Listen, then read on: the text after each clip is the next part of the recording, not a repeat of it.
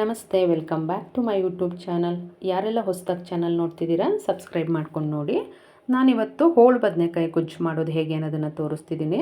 ರುಚಿ ತುಂಬಾ ಚೆನ್ನಾಗಿರುತ್ತೆ. ರೊಟ್ಟಿ, ಜೋಳದ ರೊಟ್ಟಿ, ಅಕ್ಕಿ ರೊಟ್ಟಿ, ಚಪಾತಿ ಇದಕ್ಕೆಲ್ಲ ಒಳ್ಳೆ ಕಾಂಬಿನೇಷನ್ ಇದು.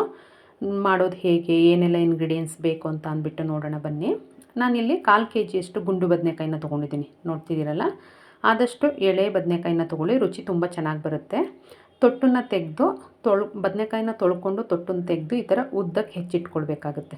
ನೋಡ್ತಿದ್ದೀರಲ್ಲ, ಈ ಥರ ಉದ್ದಕ್ಕೆ ಹೆಚ್ಚಿ ನೀರಲ್ಲಿ ಹಾಕಿ ಎತ್ತಿಟ್ಕೊಳ್ಬೇಕಾಗತ್ತೆ. ಇಲ್ಲ ಅಂತ ಅಂದರೆ ಬದನೆಕಾಯಿ ಬೇಗನೆ ಕಪ್ಪಾಗೋಗುತ್ತೆ. ಹಾಗಾಗಿ ಎಲ್ಲವನ್ನು ಹೆಚ್ಚಿ ನಾನು ನೀರಲ್ಲಿ ಹಾಕಿ ಎತ್ತಿಟ್ಕೊಳ್ತಾ ಇದ್ದೀನಿ. ನೋಡ್ತಿದ್ದೀರಲ್ವ, ಈ ಬದನೆಕಾಯಿನ ಕಟ್ ಮಾಡಿರೋದನ್ನು ಪಕ್ಕಕ್ಕೆ ಇಟ್ಕೊಂಡು ಇದಕ್ಕೊಂದು ಮಸಾಲೆಗೆ ಏನೆಲ್ಲ ಬೇಕು ನೋಡೋಣ ಬನ್ನಿ. ಮೊದಲಿಗೆ ಇಲ್ಲಿ 2 ಸ್ಪೂನಷ್ಟು ನಾನು ಶೇಂಗಾ ಬೀಜನ ಹುರ್ಕೊಳ್ತಾ ಇದ್ದೀನಿ.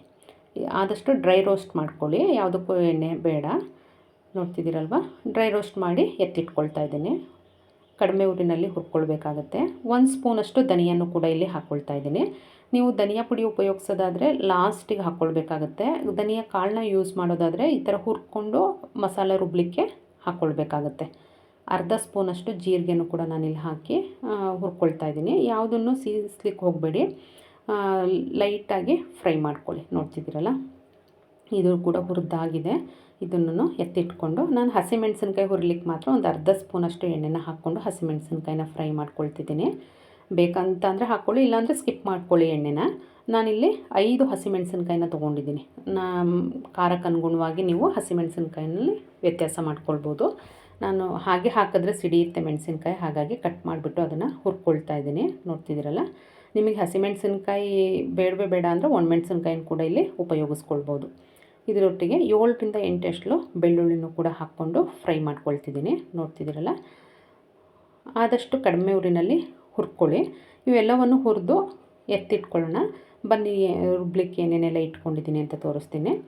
2 ಸ್ಪೂನಷ್ಟು ಹುರಿದಿರ್ತಕ್ಕಂಥ ಶೇಂಗಾ ಬೀಜ ನೋಡ್ತಿದ್ದೀರಲ್ಲ, ಹಾಗೆಯೇ ಹುಚ್ಚೆಳ್ಳು ಪೌಡ್ರು. ಇದು ಬಂದು ಇದೇ ಮೇಯ್ನ್ ಇಂಗ್ರೀಡಿಯೆಂಟು, ರುಚಿ ತುಂಬ ಚೆನ್ನಾಗಾಗುತ್ತೆ. ಹಾಗಾಗಿ ಇದನ್ನು ಮಿಸ್ ಮಾಡಲೇಬೇಡಿ, ಹಾಕ್ಕೊಳ್ಳಿ. ಹುಚ್ಚೆಳ್ಳು ಪುಡಿ ಇಲ್ಲಾಂದರೆ ಹುಚ್ಚೆಳ್ಳನ್ನು ಹುರಿದ್ಬಿಟ್ಟು ಉಪಯೋಗಿಸ್ಕೊಳ್ಳಿ.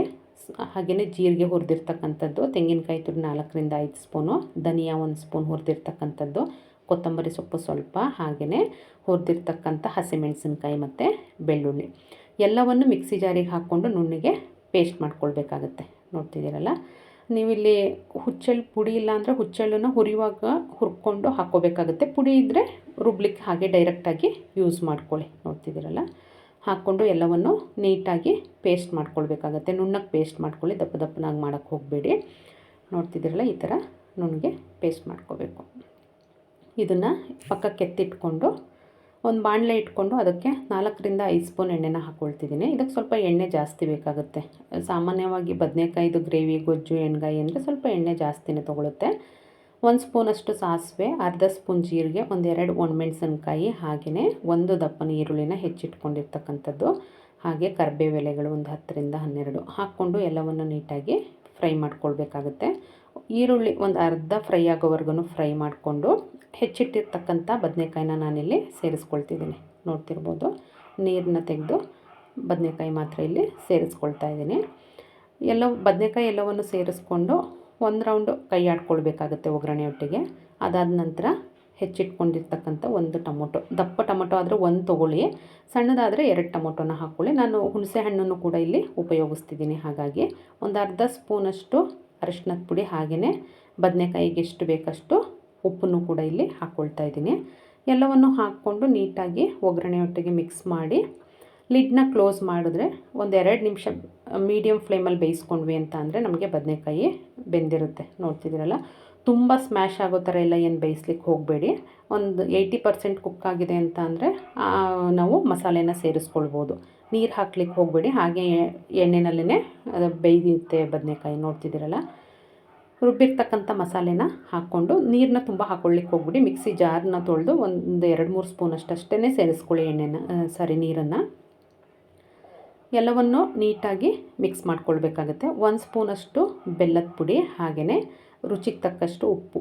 ನಮಗಿಲ್ಲಿ ಮಸಾಲೆಗಷ್ಟೇ ಉಪ್ಪನ್ನು ಸೇರಿಸ್ಕೊಳ್ಬೇಕು. ಇವಾಗ ಹುಣಸೆ ಹಣ್ಣಿನ ಪೇಸ್ಟು 1 ಸ್ಪೂನು. ನಿಮಗೆ ಅಳತೆ ಗೊತ್ತಾಗಲಿಲ್ಲ ಅಂದರೆ ಒಂದು ನಲ್ಲಿಕಾಯಿ ಗಾತ್ರ ಹುಣಸೆ ಹಣ್ಣಾದರೆ ಸಾಕಾಗುತ್ತೆ. ಎಲ್ಲವನ್ನು ನೀಟಾಗಿ ಮಿಕ್ಸ್ ಮಾಡಿಕೊಂಡು ಲೋ ಫ್ಲೇಮಲ್ಲಿ ಒಂದು 2 ನಿಮಿಷ ಕುಕ್ ಮಾಡ್ಕೊಂಡ್ವಿ ಅಂದರೆ ಎಣ್ಣೆನೂ ಬಿಡುತ್ತೆ, ಹಸಿ ವಾಸನೆನೂ ಹೋಗಿ ಗ್ರೇವಿ ರೆಡಿ ಆಗುತ್ತೆ. ನೋಡ್ತಿದ್ದೀರಲ್ಲ, ಅದು ಮಾಡುವಾಗಲೇ ಒಂದು ಒಳ್ಳೆ ಪರಿಮಳ ಬರುತ್ತೆ, ರುಚಿನೂ ಕೂಡ ತುಂಬ ಚೆನ್ನಾಗಿರುತ್ತೆ. ನಾವು ಮಸಾಲೆ ಪೌಡ್ರುಗಳನ್ನೆಲ್ಲ ಆಗಷ್ಟೇ ಹುರಿದು ಮಾಡಿರೋದ್ರಿಂದ ರುಚಿ ತುಂಬಾ ಚೆನ್ನಾಗಿ ಬರುತ್ತೆ. ಒಂದ್ಸಲ ಈ ಥರ ಟ್ರೈ ಮಾಡಿ, ಹೇಗೆ ಬಂತು ಅಂತ ಕಮೆಂಟ್ ಮುಖಾಂತರ ತಿಳಿಸಿ. ಹೊಸದಾಗಿ ನೋಡ್ತಿರೋರು ಸಬ್ಸ್ಕ್ರೈಬ್ ಮಾಡ್ಕೊಂಡು ನೋಡಿ. Thank you.